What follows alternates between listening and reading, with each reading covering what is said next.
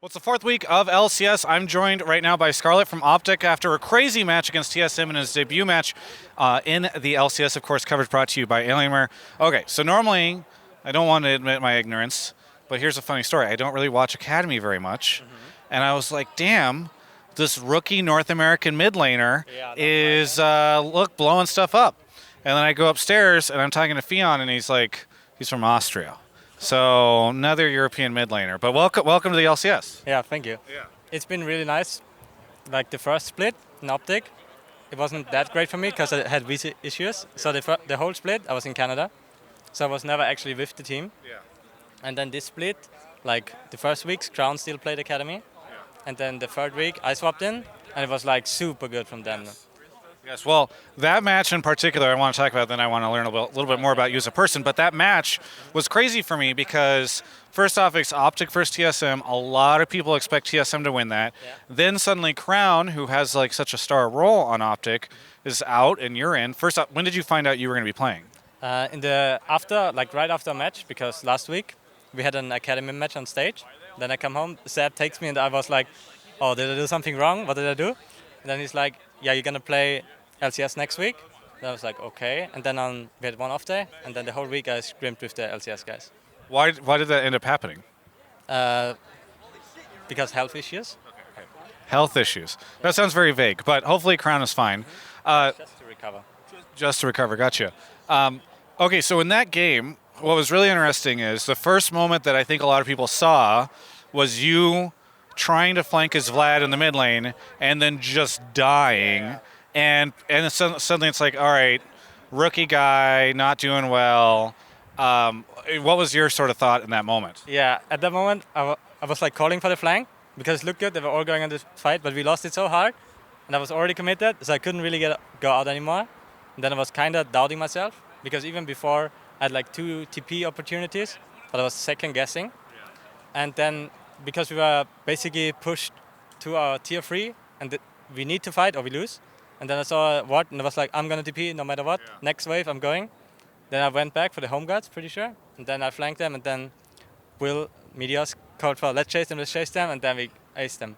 Oh, well, I was talking about the first time when you tried to flank from... Yeah. Yeah, on that time, I said I'm going to flank. Yeah. And they said, yeah, it's good.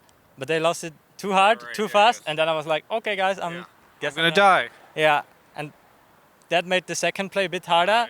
Because I didn't want to repeat the same mistake and just run it down, you know? Well, that's what I was going to say is that I have seen so many rookies come in, it's your first day on stage and with the team and all that.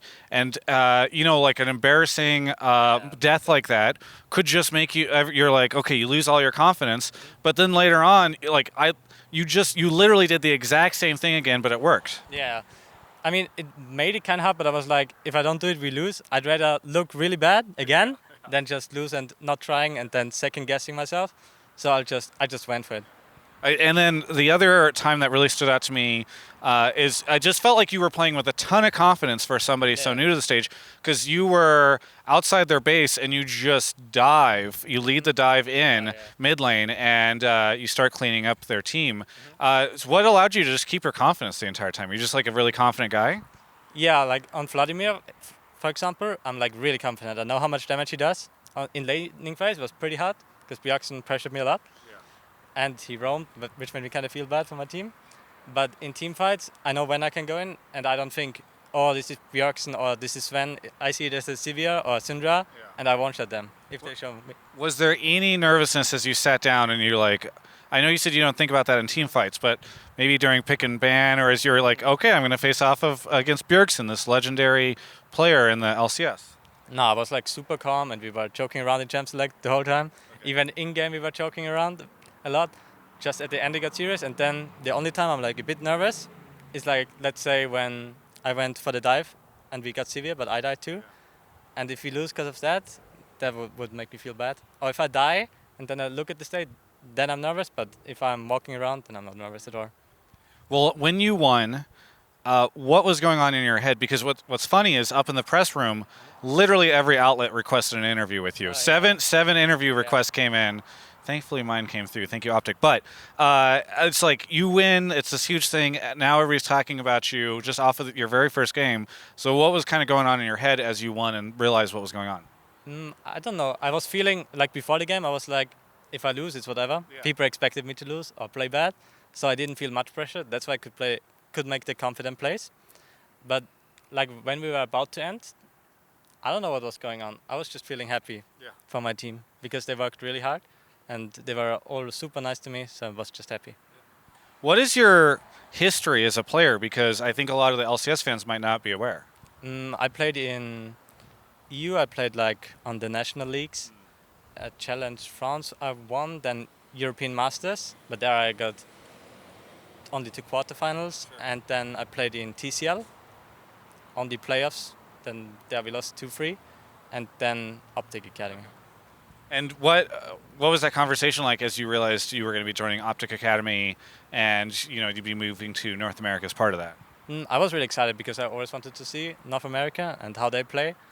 I think it's kind of true that it's a lot of ARAM, but I think the solo queue is not that bad, just a lot of on-tricks. And it's been nice overall. I liked it. How long have you been playing League? Season 1. Okay. Since Season 1. How old are you? 20. 20. All right, so you've been playing for like 8 or 9 years. Yeah, I've played a lot. Wow. Are there players in the league that you look up to at all? Not really. I think it's hard for me if I look up to a player, and let's say I looked up to Björksen and then I faced him. If I look up to him, I can't beat him. Yes. You must have been, playing in Season 1, you've watched, I assume, all these world champs. Did you follow the esports? Yeah, I followed esports. So you don't look up to these guys, but you've seen them play so much, but it's like, oh, whatever, I'm here.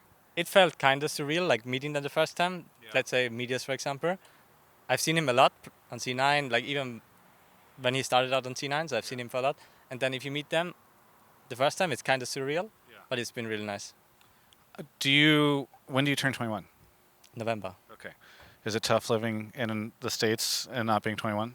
Nah, it's fine. Okay. I only play League at the moment. You only play League. Okay, well it shows on stage. You and many of these other pros, you only play League of Legends. All right. Well, is there anything you want to say to any of the prospective North American fans that watch today and are excited to see you play more?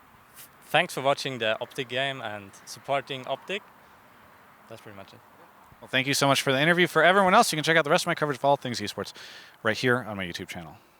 Thanks so much for watching that interview. I am back in time after that interview at the E3 Alienware booth, and behind me is this Rift Rivals logo. I like to think it's here because of their partnership with Riot, or I know it's actually here for that, but I like to think it's actually because we're doing a live Hotline League right around the corner from the studio that they are supporting, that they're making possible during Rift Rivals, the Friday night of Rift Rivals. Tune in online if you can't make it, but we'd love to see you there. Details will be on my Twitter. Thanks so much to Alienware. Can't wait to do live Hotline League in just a short time.